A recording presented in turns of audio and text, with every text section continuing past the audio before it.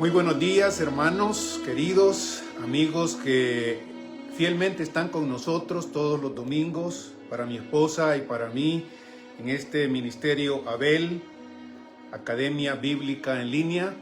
Siempre es un gusto saludarlos y llevarlos siempre en nuestras oraciones. Acompáñenme a orar, por favor. Padre, en esta mañana te buscamos como aquel que reina y rige todo el universo. Reconocemos tu nombre, Señor, como único, el único Dios verdadero, aquel que hizo los cielos y la tierra y que lo sustenta, lo mantiene, y aquel que es su Salvador también.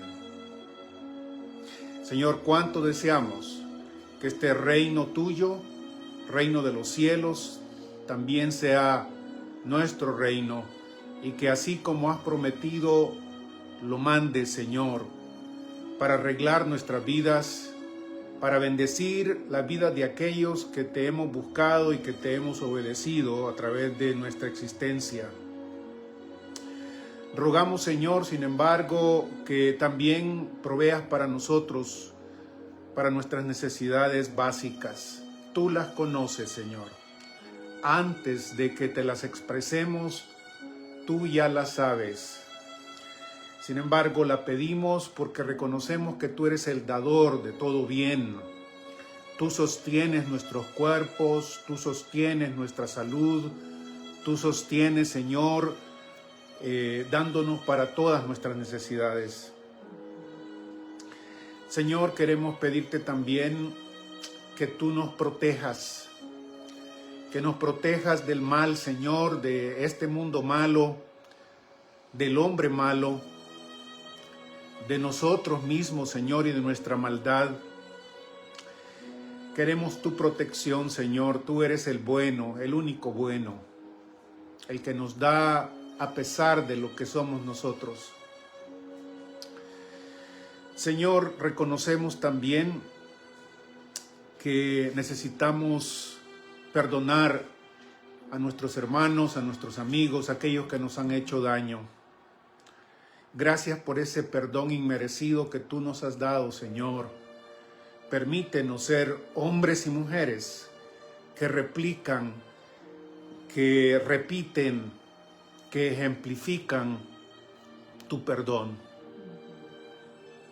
Tuyo es el reino, tuyo es el poder, y tuya es la gloria, por los siglos de los siglos. Amén. Amén. Abra su Biblia, por favor, hermano, hermana. En el Evangelio de Mateo estamos estudiando el primer gran sermón de nuestro Señor Jesús. Y en este sermón, el famoso Sermón del Monte, ya hemos dicho repetidas veces que lo que el Señor Jesús está haciendo es poner las bases de nuestra identidad cristiana, diciéndonos los elementos centrales que Él espera de nosotros. Estamos en la tercera parte de este sermón, el tercer punto mayor, diría un predicador, del Señor Jesucristo. En el primer punto mayor, Jesús resumió las características de todos aquellos que son bendecidos y son bienaventurados porque siguen el ejemplo del Maestro. En el segundo punto mayor, el Señor Jesucristo nos enseñó cómo deberíamos relacionarnos con la ley mosaica, este instrumento que Dios ocupó precisamente hasta la venida del Mesías, de Jesús. Nos dijo que para leer el Antiguo Testamento lo necesitamos a Él y necesitamos seguirlo, y nos dio varios ejemplos para entenderlo mejor. Ahora, en la tercera parte del sermón, que comienza en el capítulo 6, el Señor Jesucristo también quiere que entendamos cuál es la relación que como sus hijos, que como sus seguidores deberíamos tener con la religión formal, con la religión de la tierra, podríamos llamarlo así. Él lo repite y lo dice varias veces, con la religión hipócrita, con la religión de las apariencias, con la religión de lo que quiere apantallar a los otros seres humanos. En este capítulo 6, el Señor Jesús va a tratar 3 o 4, y ahora van a entenderme por qué digo 3 y 4, 3 o 4, porque en realidad, aun cuando son 4 énfasis, el Señor incluye ese cuarto énfasis dentro del tercero. De estos énfasis hemos visto ya en el sermón de la semana pasada los primeros 2 énfasis del Señor.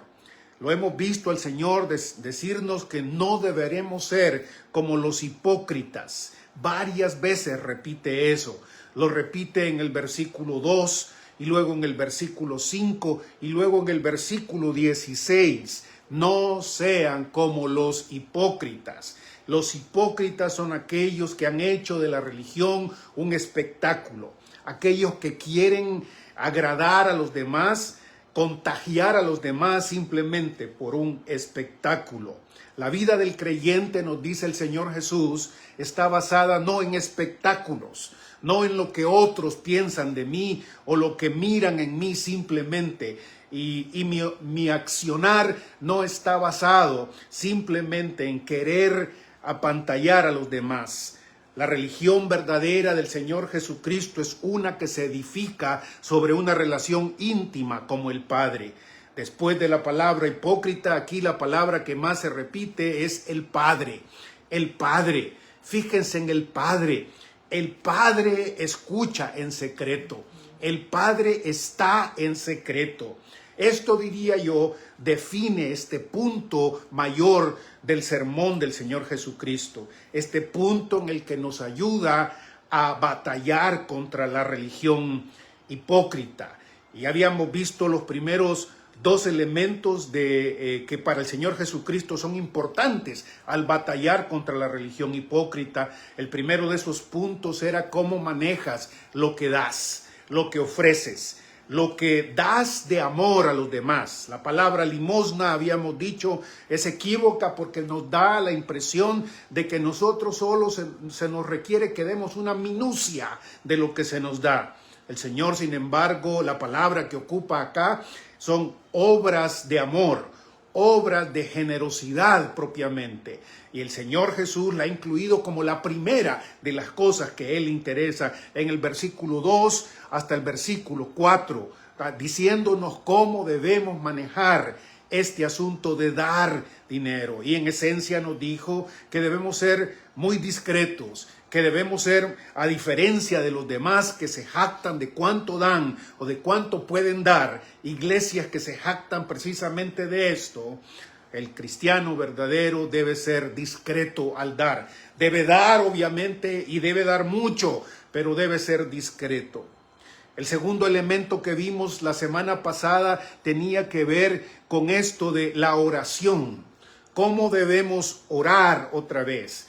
El espectáculo de los cultos muchas veces es peligroso, porque aun cuando el Señor Jesús nunca prohíbe, al contrario, nos invita a reunirnos y a orar y a adorar en comunidad, en realidad esa reunión y esa oración muchas veces corren el peligro de ser simplemente actos para que los demás nos aplaudan, actos para lo que buscamos que los demás nos alaben, nos exalten en este sentido. Y el Señor Jesús vuelve a recordarnos que esta debe ser una de las cosas que debemos tener muy cuidadas. El Señor Jesús añade aquí no solo que el Padre me escucha en secreto, sino que el Padre está y vive en lo secreto. De hecho, entonces, la verdadera oración debe salir de esta relación íntima que el creyente tiene con Dios. Y nos había exhortado el Señor a evitar estas vanas palabrerías, vanos rezos otra vez, que simplemente repiten sin entender, que simplemente se dejan contagiar por el espíritu a veces de lo que se dice simplemente sin ponerle atención. No sean como los paganos que hacen esto, nos dice el Señor.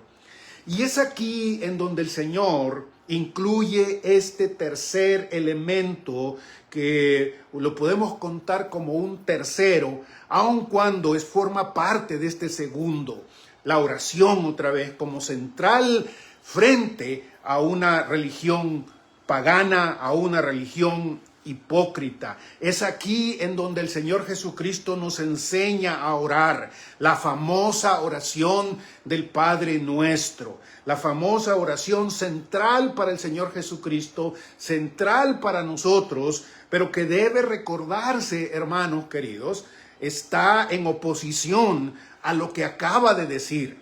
La oración del Padre Nuestro, la que voy a leer en este momento, se opone a simplemente convertirse en un rito, en algo que practicamos simplemente porque creemos que al practicarla de alguna manera, mágicamente Dios nos va a contestar. Déjenme leer entonces capítulo 6 de Mateo, versículos 9 en adelante. Ustedes orarán de este modo: Padre nuestro que estás en los cielos, santificado sea tu nombre, venga tu reino, hágase tu voluntad, en la tierra como en el cielo. Danos hoy nuestro pan de cada día. Perdona nuestras ofensas como también nosotros hemos perdonado a los que nos ofenden. Y no nos pongas a prueba, mas líbranos del mal. Pues si perdonan las faltas a los demás, también el Padre Celestial les perdonará a ustedes sus faltas. Pero si no las perdonan, tampoco el Padre perdonará las de ustedes. Vamos a quedarnos ahí con este tercer elemento del Señor Jesucristo enseñándonos a batallar contra la religión hipócrita. Este tercer elemento que es la enseñanza del Señor Jesús sobre cómo nosotros deberíamos orar, cómo nosotros deberíamos dirigirnos al Señor nuestro Dios. Recuerden ustedes lo que acabo de decir. El Señor Jesús justamente coloca esta oración tremenda, poderosa, profunda, en este contexto en donde nos ha exhortado a no convertir nuestro diálogo con el Señor, dirigirnos a Él a través de palabras, palabras rebuscadas o palabras que no tienen sentido, repeticiones sin sentido. Otra vez, Señor Jesús, como cura de esto, nos da la famosa oración del Padre Nuestro. ¿No les parece interesante, hermanos, que en la religión del catolicismo romano, incluyendo esta oración, se ha vuelto simplemente una repetición? Inclusive, una de las mayores aberraciones que puede cometerse con la oración es ponerla como si fuera un castigo para el creyente. Rece 10 Padres Nuestros, por ejemplo, y aquel va supuestamente a repetir esta oración, repitiéndola muchas veces sin entenderla, muchas veces sin apreciarla, más bien sintiéndola como un castigo que se me impone porque algo no hice bien. Totalmente al revés de lo que el Señor Jesucristo quiere para esta oración. Esta oración es central para nosotros y debemos entenderla en esencia, porque no se trata simplemente de repetirla. Más bien, diría alguien, es una especie de paradigma. Los paradigmas son artefactos que ocupamos que se deben repetir creativamente, que se deben hacer y que se deben dar, no simplemente repitiéndolos a pie de puntillas otra vez, sino simplemente ocupándolos como el modelo para dirigirnos al Señor.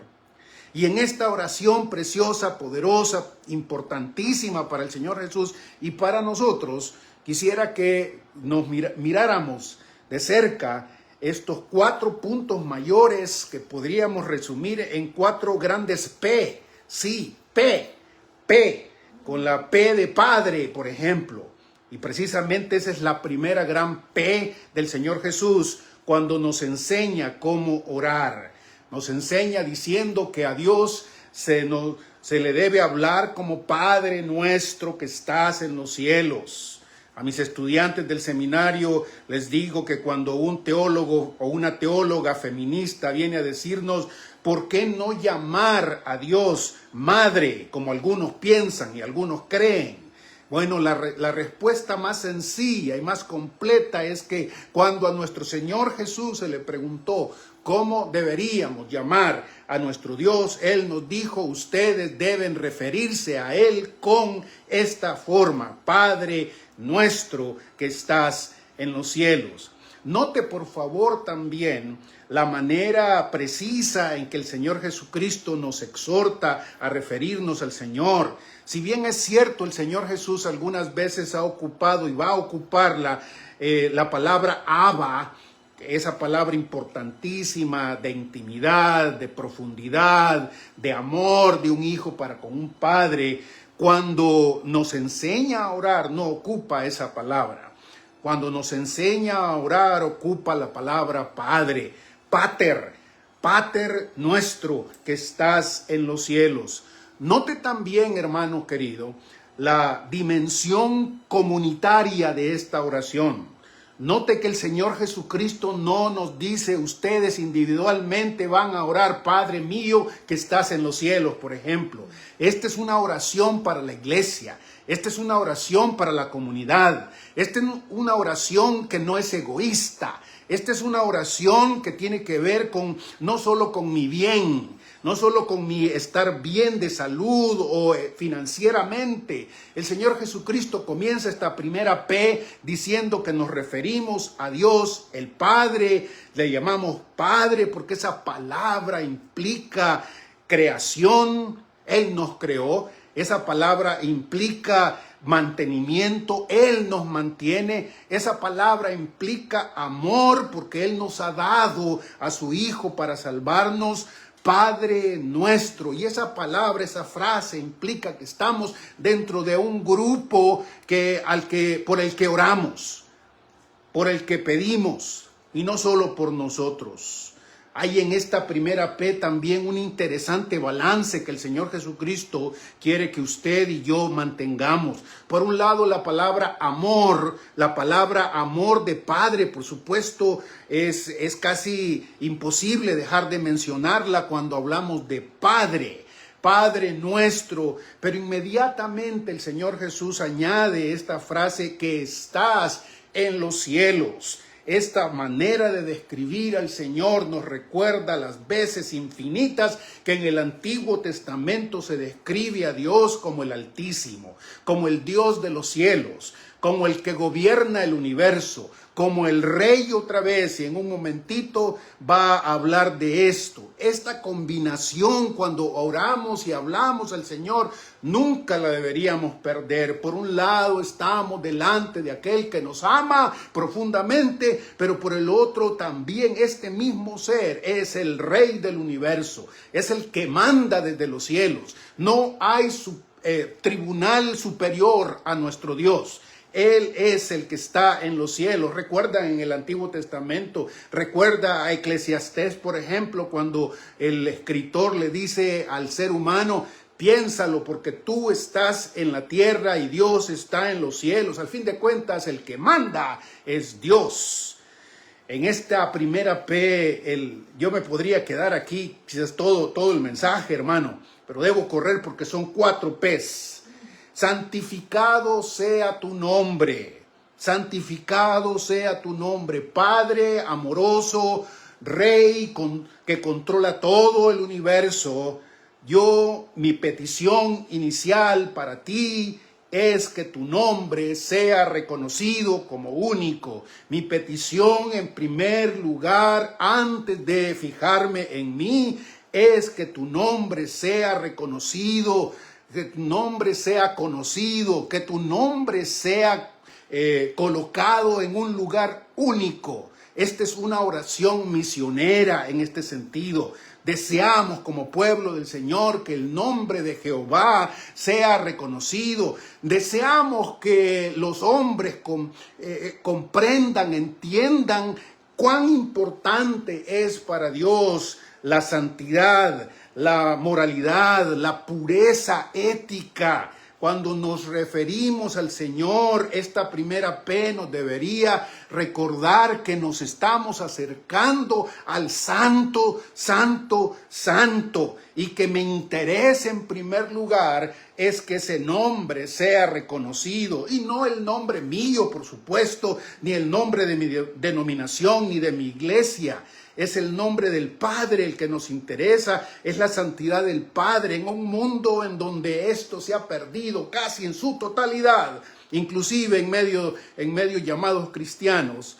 La oración del Señor Jesucristo nos vuelve los ojos a la santidad de Dios. Padre nuestro, nuestro Padre que estás en los cielos, tú eres el que manda, santificado sea tu nombre. Quisiéramos que todos los seres humanos, comenzando con nosotros mismos, reconocieran el valor de la santidad del nombre del Señor, de la existencia de Dios. Ustedes recuerdan que en la Escritura el nombre es similar a la persona, al ser. Tú debes ser santificado, tú debes ser colocado en un lugar único, nadie más ocupa este lugar. Tú eres el Rey, tú eres Dios, tú eres santo. Y precisamente por esto, con este balance increíble que el Señor Jesucristo hace de amor y de justicia, es que termina en ese sentido esta primera P en el versículo 10. Venga tu reino, hágase tu voluntad, en la tierra como en el cielo. Venga tu reino.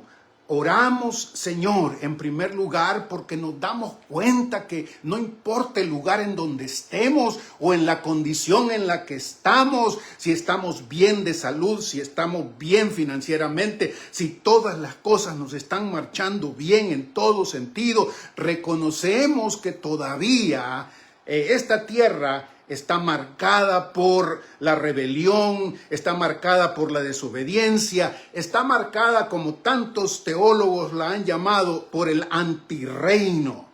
Nuestra oración inicial, esta primera P tan importante para nosotros y para el Señor Jesucristo, es orar porque el Señor mande ese reino que Él ha prometido. Y si usted conoce el Antiguo Testamento, recordará que profeta tras profeta, que escritor tras escritor nos promete un día en el que el Señor va a arreglar las cosas del mundo y de los seres humanos. Y que el Señor Jesucristo aquí enseñándole a sus discípulos reconoce. Para mí esto es interesantísimo.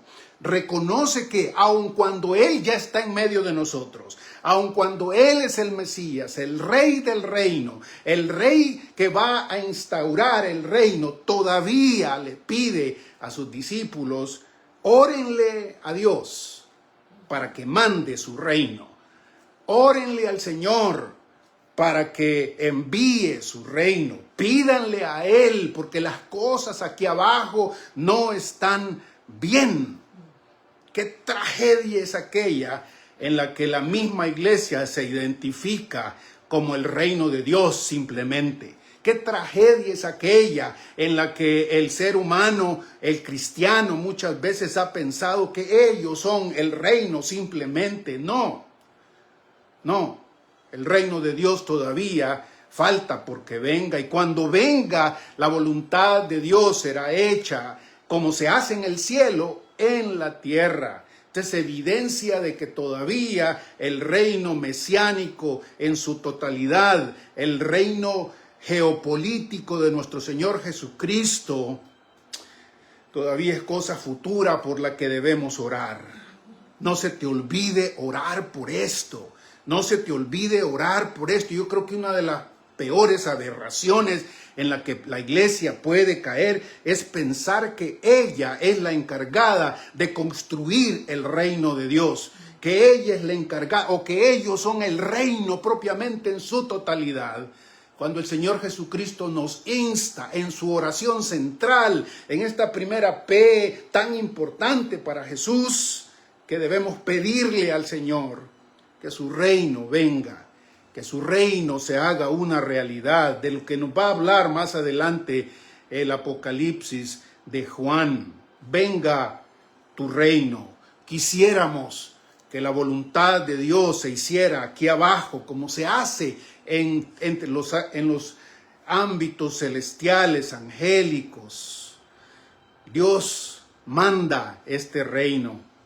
Es la oración del Señor Jesucristo para nosotros, es la oración que todos nosotros deberíamos tener. Creo que una de las, como digo, los problemas más grandes es que la iglesia se ha olvidado de pedir de esta manera.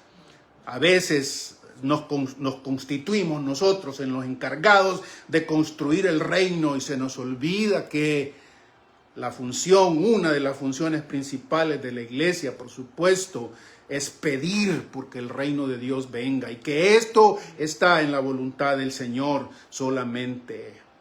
Sí, la primera P es esta, la primera P de la oración del Señor Jesús. Ustedes saben que en inglés oración es prayer, que comienza con P también, ¿no? Pero aquí hay 4 P's que en español nos ayudan a recordar lo esencial de la oración que el Señor Jesucristo quiere que esté en el corazón de su gente constantemente. La segunda P aparece en el versículo 11. Es un solo versículo, pero cargado de contenido también. Danos hoy nuestro pan de cada día. Aquí está la segunda P. Nos acercamos al Señor para pedirle pan de cada día, provisión de cada día, provisión para cada día, el sustento esencial necesario para vivir este día, sin afanes del futuro, por supuesto. Yo todavía recuerdo a un predicador medio sectario que decía que aquí en esta frase significa que podemos pedirle al Señor toda la provisión de toda la vida para un solo día. Eso no es lo que dice el pasaje, por supuesto. Danos hoy nuestro pan de cada día. Y los exégetas, al mirar esta palabra que en nuestra Biblia se traduce cada día, en realidad en el griego es una sola palabra. Es una palabra rara, es una palabra extraña. Pareciera ser que el Señor Jesucristo lo que está incluyendo en esta segunda P no es simplemente el alimento físico o simplemente el pan que comemos y que para muchos de nosotros obviamente siempre es una tensión tenerlo y trabajamos para poder comer y nos esforzamos para que haya pan en la mesa. Pero aparentemente el Señor Jesucristo está pensando en cosas un poco más amplias. Lo que necesitamos para la existencia, lo esencial para la existencia. Eso se lo pedimos al Señor. Se lo pedimos al Señor porque no va a haber pan del cielo pan para la vida, para la existencia, si yo estoy enfermo, por ejemplo. Si yo no tengo energías, por ejemplo. Pedirle al Señor esto implica que Él, que conoce toda mi existencia, también provea para mi ropa, para dónde vivir, las energías necesarias. La segunda P es danos hoy nuestro pan de cada día. Y escuche esto, por favor, hermano, otra vez. Note que el Señor no quita el dedo del énfasis. Cuando oramos no simplemente pedimos por nosotros, pedimos por los demás. Señor, danos a los creyentes en primer lugar y también a los demás. Danos hoy nuestro pan de cada día. Tú eres el que da el pan. Tú provees el pan. Por eso pidámoselo a Él sin ningún tipo de pelos en la lengua, sinceramente. Danos hoy nuestro pan de cada día. Tercera P. La tercera P aparece en este versículo 12. Perdona nuestras ofensas, como también nosotros hemos perdonado a los que nos ofenden. La manera en que el Señor Jesucristo coloca esta tercera P en la oración es hasta escandalosa, porque para muchos les cuesta problemas, realmente se miran en problemas cuando se da cuenta de cuán cercana está la relación que el Señor Jesús describe entre el perdón de Dios y la manera en que yo perdono a los demás. A mí me parece que lo que el Señor Jesucristo está diciendo aquí una vez más no es que simplemente el perdonar a los demás me otorga el perdón del Señor, pero no puedo pasar por alto el hecho de que el Señor Jesús lo relacione tan íntimamente y lo coloca en nuestra oración. Ayúdanos a perdonar, Señor, porque tú me has perdonado de esta forma. La tercera P aquí tiene que ver con perdón, perdón, Señor, perdónanos, Señor, perdónanos, Padre, pero también nosotros nos comprometemos a perdonar a los que nos ofenden. Perdónanos, Señor, nosotros estamos comprometidos en perdonar a los otros. Y sobre esto podríamos hablar mucho, sobre la negligencia nuestra, el hecho de que fácilmente lo hacemos a un lado. Pero si la oración del Señor Jesucristo es tan esencial, como estamos diciendo, no podemos pasar por alto que Él ha incluido este elemento en una de las cuestiones esenciales que constantemente deberíamos estar haciendo memoria, y precisamente al hablarle al Señor. Señor, gracias por perdonarnos nuestros pecados. Yo estoy comprometido a perdonar a aquellos que me han ofendido. Yo estoy comprometido a hacer lo que tú has hecho conmigo, no porque lo merezca, no porque sea bueno, no porque yo sea alguien que sinceramente lo merece. No. Perdóname, Señor, como yo perdono a los que me han ofendido.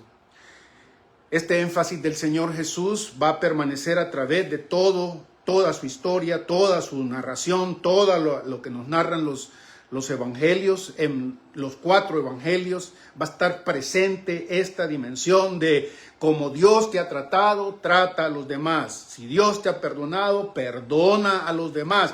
La falta que te hayan hecho, olvídala, perdónala.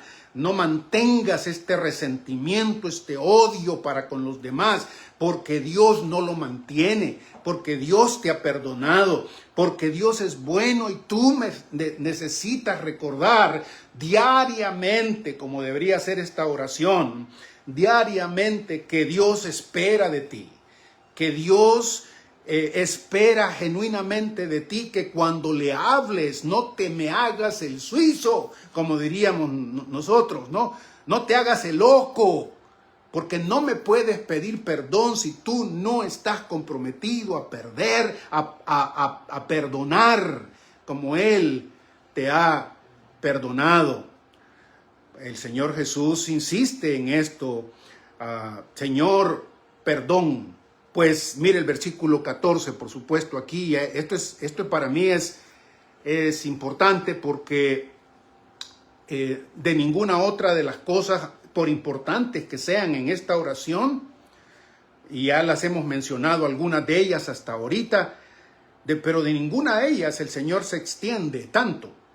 El Señor Jesús se extiende más en este asunto que en las otras cuestiones. El versículo 11 dice, perdona nuestras ofensas, como también nosotros hemos perdonado a los que nos ofenden. Note por favor que cuando la oración se presenta y se nos dice que debe orarse de esta manera, ya ha sucedido el perdón nuestro. No, perdóname para que yo vaya a perdonar a los otros, sino perdóname, Señor, porque yo ya he perdonado a los demás. Perdona nuestras ofensas como también nosotros hemos perdonado a los que nos ofenden. Esta manera de hablar, el Señor otra vez quiere traernos a cuento y tiene que ponernos en fila, en lista, de que no te puedes dirigir al Señor honestamente, profundamente. No puedes decir que tienes una relación íntima con el Señor si haces caso omiso de esto, que el Señor Jesús se expande más, porque no solo en este versículo 12 habla de esto, sino en el 14 y en el 15. Como digo, el Señor Jesús amplía esto más que los otros elementos. Esta P parece ser para él central. Y de hecho es central. Sin el perdón de Dios no estaríamos predicando, no estaríamos hablando de la salvación, no estaríamos hablando de nada cristiano sin el perdón de Dios. Y por eso se extiende el Señor, pero al recordarnos su perdón, también quiere recordarnos que nosotros estamos obligados a perdonar. Versículo 14, pues si perdonan las faltas a los demás, también el Padre Celestial les perdonará a ustedes su falta. Pero si no las perdonan, tampoco el Padre perdonará a las de ustedes. Es como decirnos, yo tomo en serio este asunto.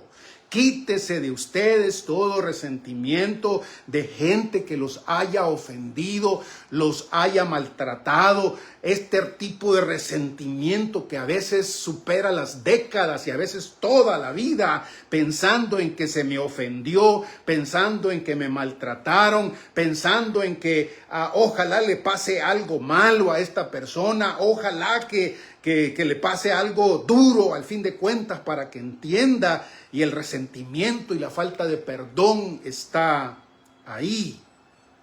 No, dice el Señor, esta tercera P, el perdón, debe hacerse siempre pensando en que yo tengo una obligación con mi prójimo.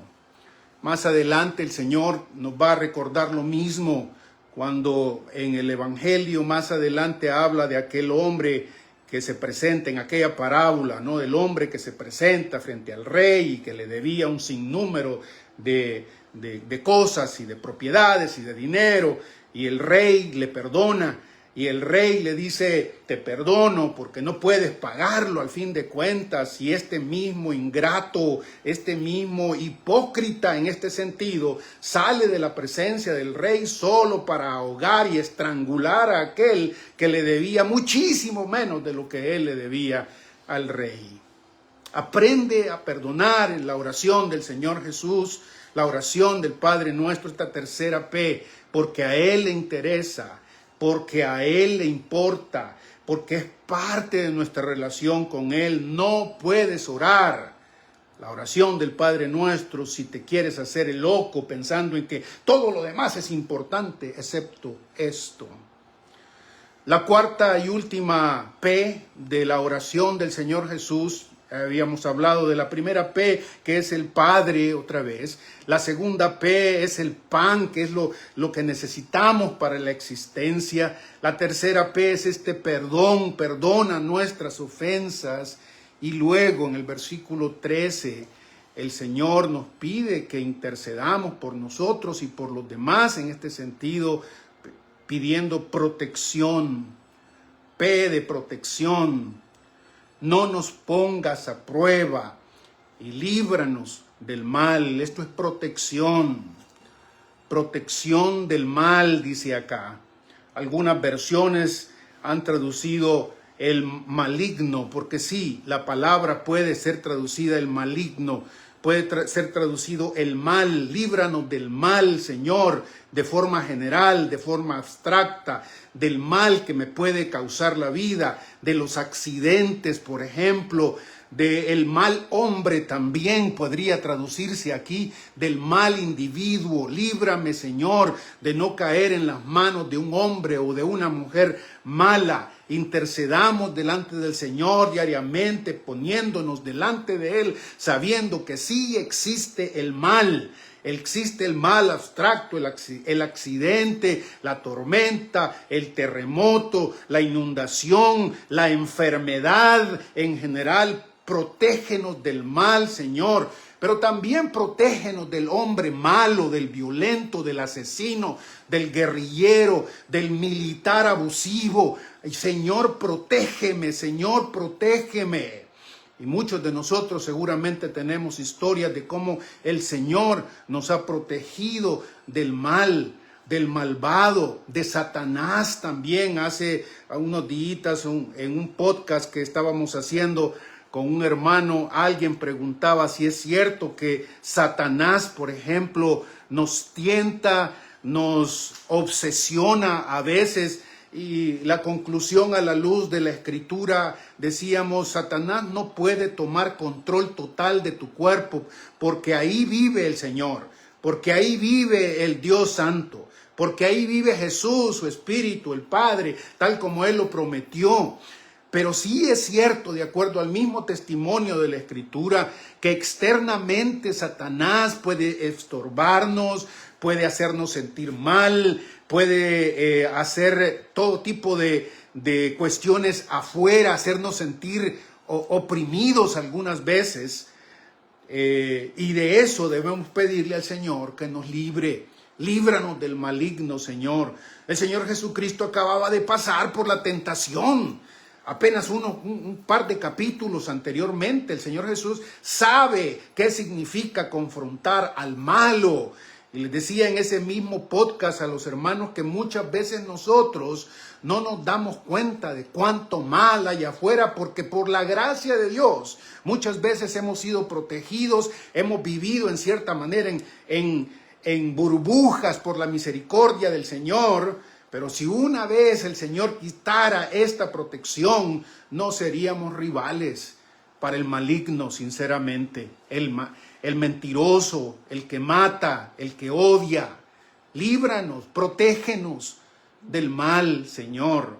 Líbranos de, finalmente también dentro de esto, de mi propio mal, porque aún la misma palabra aquí no es lo suficiente precisa. Es probable que todos estos elementos estén presentes. El mal que incluye el mal abstracto, el mal del hombre, el mal de Satanás, pero también esta maldad que está en mí, esta maldad que todavía no muere, esta maldad con la que lucho constantemente y que lleva al apóstol Pablo, por ejemplo, a decir: miserable de mí, ¿quién me librará de este cuerpo de muerte?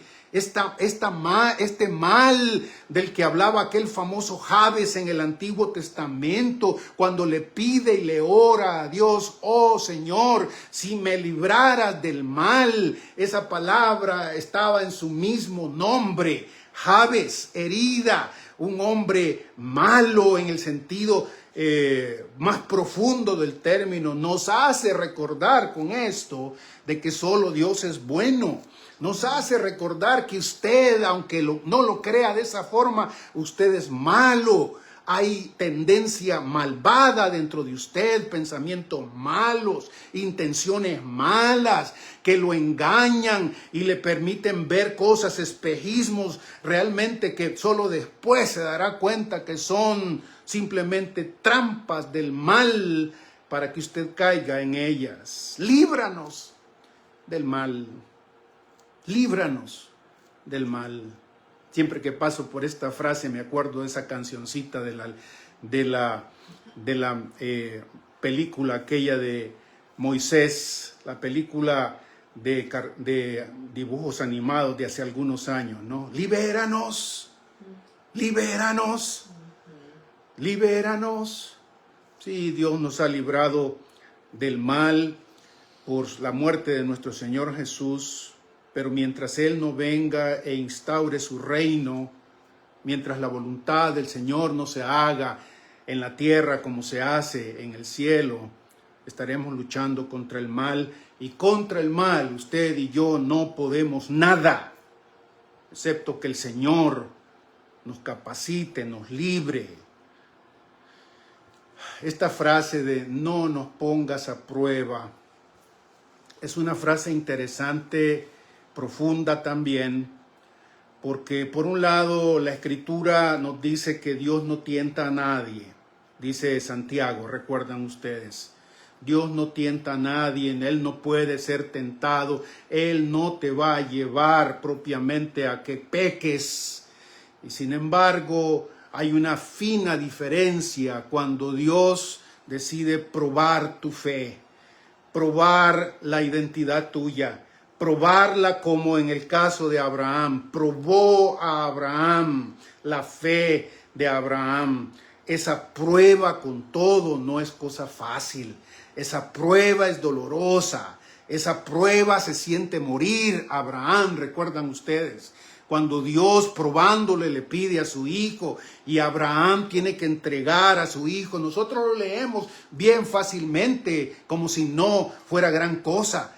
pero pregúntenle a un padre, a una madre que le pidan a su hijo y que le digan tienes que matar a tu hijo. Ese es un dolor profundo, enorme.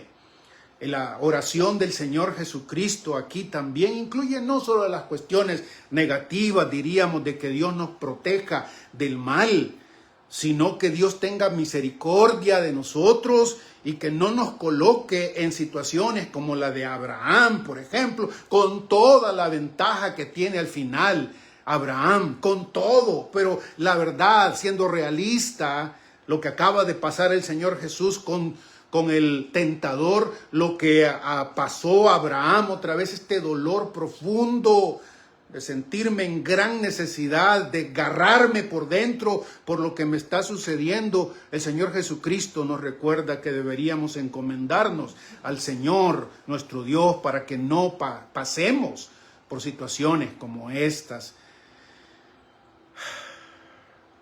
La oración del Señor Jesús, la oración del Padre Nuestro, termina con una frase que en las versiones más modernas no aparece. Porque tuyo es el reino, el poder y la gloria. En la versión que tengo enfrente la han quitado. Los estudiosos piensan que fue una frase añadida después, que originalmente no estaba en esta oración. Y sin embargo, si ese es el caso, de todas maneras, hermanos queridos, qué forma de concluir la oración otra vez del Señor Jesucristo, la iglesia respondiendo a la oración del Señor Jesucristo, la iglesia temprana, la iglesia primitiva, la iglesia de los primeros las primeras décadas, al escuchar a Jesús diciéndonos cómo debemos orar, la iglesia contesta: porque tuyo es el reino, tú mandas, porque tuyo es el poder, tú puedes, porque tuyo es la gloria. En cualquier cosa, tú eres el alabado, tú serás exaltado por los siglos de los siglos. Amén. Amén. Qué oración más importante para luchar contra la religión hipócrita. Los elementos de esta oración nos hacen batallar contra religión egoísta, contra religión centrada en cuestiones externas únicamente. Nos hace batallar contra este cristianismo de apariencias, en donde lo que importa es el honor de la denominación, el honor del pastor, el honor de las circunstancias en donde se encuentra la iglesia en primer lugar. Para el Señor Jesucristo lo que más importa es el honor del Padre, el reino del Padre. Por eso ahí debería estar nuestro interés y nuestro énfasis. Cuando se revisan los presupuestos de algunas de nuestras iglesias, es increíble cuánto de nuestro mismo dinero que supuestamente va para la obra de Dios se gasta en nosotros mismos, en nuestro placer, en nuestro confort, en nuestra comodidad, en eso, y no en el reino del Señor, en la santidad del Señor. Cuando oramos otra vez, muchas veces pedimos para nosotros mismos y nos olvidamos que debemos pedir para los otros también, para esos cientos de millones de seres humanos que no tienen pan, que no tienen ni siquiera lo esencial. Por eso usted y yo deberíamos estar convencidos y comprometidos que con lo poco que el Señor te ha dado, una parte debe darse para ayudar, pedirle al Señor que nos dé a nosotros del pan del día, mientras otros pasan hambre. No es la oración del Señor Jesucristo. Sí, acuérdate, hermano, hermana, que cuando le ores al Señor por perdón y pídele perdón, yo creo que aún este elemento ya deja de tener mucho sentido en las iglesias. Parece que todo es celebración. Parece que ya no hay lloro por la necesidad que tenemos de que Dios nos perdone, que Dios se complazca en nosotros, en este espíritu contrito, en este espíritu humillado porque se reconoce incapaz de satisfacer al Dios Santo completamente y le pide perdón. Señor, sin tu perdón no existo. Y sin embargo también estamos dispuestos a veces a correr esa milla, ¿no? De pedirle al Señor que nos perdone y no perdonamos a los demás. Mi reto para mí y para los que me escuchan, hermanos, es que esta oración del Señor Jesucristo nos permita batallar con la religión hipócrita, la religión de apariencias. Si Dios quiere, el próximo domingo miraremos el último elemento que el Señor ha dispuesto en este orden que nos ayuda finalmente a batallar con la religión hipócrita. Déjeme orar, por favor. Padre, en el nombre del Señor Jesucristo, reconociendo tu poder, tu grandeza, tú estás en los cielos y nosotros en la tierra. Tú controlas todo, Señor. Tu soberanía es absoluta, es grande. Y Padre, nosotros estamos delante de ti pidiéndote que nos ayudes a entender esto en primer lugar. Y por entender no quiero decir simplemente la teoría, que permees en nosotros, hasta lo más hondo de nosotros, la necesidad de reconocer tu señorío, tu santidad, tu reino, Señor. Que se haga tu voluntad aquí en la tierra como se hace en el cielo. Oramos porque ese día venga pronto. Oramos porque en la historia, Señor, nos acerquemos rápidamente al tiempo en el que tu promesa de mandar a tu Hijo por segunda vez se haga realidad. Señor, te damos gracias y te pedimos por nuestras necesidades esenciales, pero también reconocemos que hay otros que están en necesidad todavía más crítica que nosotros. Y pedimos, Padre bueno, que tú nos des lo esencial, mientras nosotros también colaboramos en lo que podemos. Señor, oramos en el nombre del Señor Jesucristo para que tú nos protejas del mal, de todo tipo de mal. Y pedimos, Señor, también para que nos perdones de la manera en que nosotros hemos perdonado a los que nos ofenden. Tuyo, Señor, es el reino. Tuyo es el poder. Tuya es la gloria por los siglos de los siglos. Amén. El Señor les bendiga, hermanos. Si Dios quiere, nos miramos la próxima semana con la finalización de estos elementos del capítulo 6 que nos ayudan a batallar con la religión hipócrita. Un abrazo para todos. Bendiciones.